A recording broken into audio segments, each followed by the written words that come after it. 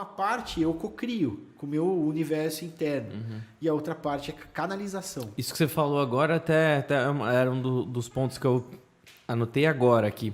Você comentou que tem, né, as experiências, os contatos e tudo mais. E é uma coisa que para todo cara que trabalha com resina e tem algum quê de espiritualidade, eu sempre trago essa pergunta, né?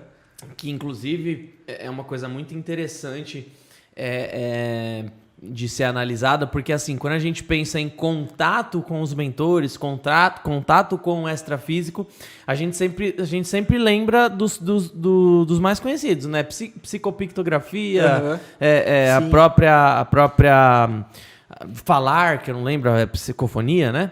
Psicofonia, psicografia, a gente só lembra desses assim que são mais conhecidos, até pela incorporação, até pela divulgação que o próprio espiritismo fez em cima desses, né? Mas a exemplo do Michael Jackson, que é o cara que eu mais adoro, uma vez perguntado pra ele, né? De onde veio a inspiração pra você fazer essa batida do Billie Jean, por exemplo? Ele só faz assim, tipo... Aí eu, caralho, quando eu falo isso até me arrepia. Então, assim, o que eu penso, né? Você acredita ou você sente que existe uma ajuda, que você está sendo intuído, existe uma intuição vindo do plano espiritual quando você está fabricando os seus orgonites, e como você se prepara para fabricar os seus orgonites nesse sentido, assim? Existe uma meditação, preparo de ambiente? Esse método de feitio já é uma meditação ativa. Tá. Porque eu medito fazendo. Se eu começar a pensar o que eu vou fazer, que eu vou colocar, já quebra. Porque aí eu já começo a colocar a lógica e a razão. Se eu começar a pensar, colocar o pensamento racional na orgonite, quebra eu contamino a energia dela com a minha própria energia.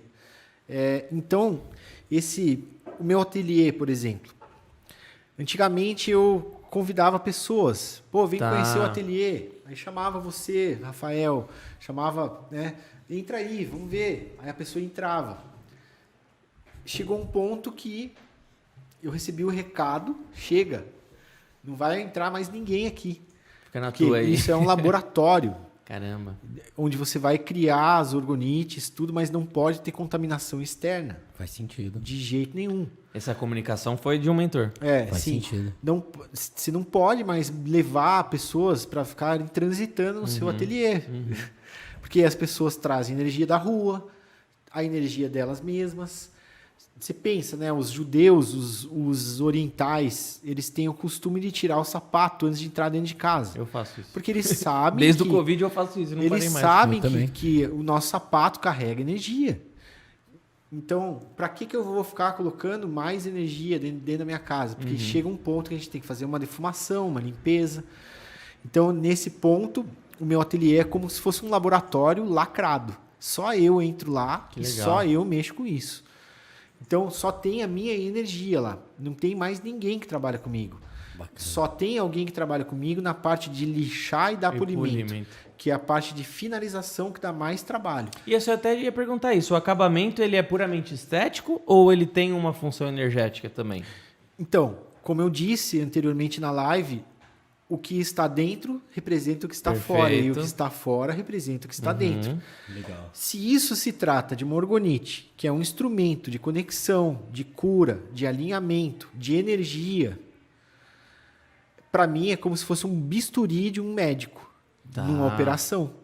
Se eu vou servir isso para o Rafael, eu tenho que servir isso da melhor maneira possível.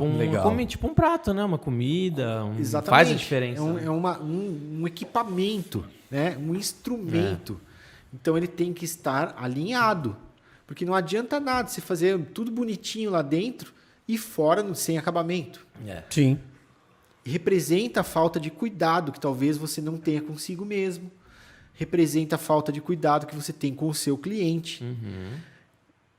Se você põe para vender ainda, né, você vai servir para os outros, então sirva o melhor. Perfeito. Então, para mim, tem esse ponto de vista, de que esteticamente ela tem que ser assim. pensando no ponto de vista energético. É como se eu fizesse uma operação com bisturi, com tudo desdentado. Como é que eu vou cortar lá o negócio? Vou rasgar tudo lá. Tem que estar tudo muito bem alinhado. E esse princípio, né, do alinhamento. Como que eu iria fazer uma orgonite com geometria toda alinhada, sem acabamento por fora? Sim. Não tem como. E, além de tudo, a minha questão com cuidado, né, cara? Eu sempre quis fazer a melhor orgonite possível. Sem acabamento, eu estaria me auto-sabotando, entende? Não tem como ser a melhor se não tiver acabamento. É outra coisa. Legal. Então, lá atrás, eu via que a grande maioria do mercado brasileiro de orgonites não tinha acabamento. Depois da minha chegada no mercado, e eu falo isso assim hoje em dia, eu não tenho mais vergonha de falar, cara. E eu não tenho mais modéstia. Porque hoje em dia eu não quero nem saber mais. Tô nem aí mais. Eu sei que eu revolucionei o mercado. Legal. No quesito acabamento e montagem. Porque quem que vai admitir isso? Ninguém quer dar o braço a torcer. Mas, cara, sinto muito. Eu revolucionei o mercado. Porque quando eu entrei no mercado, eu podia contar nos dedos quantos tinham que davam acabamento nesse nível. Que ano que você entrou? 1900 e... Você faz orgonite desde antes de 2000? Não.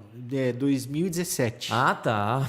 Não, 2017. Eu ia falar caceta. Não, 2017. Cara, eu procurava. Não tinha nesse nível. Não tinha. Se tinha um gringo ou outro. E no Brasil tinha, acho que o Darlan Loureiro.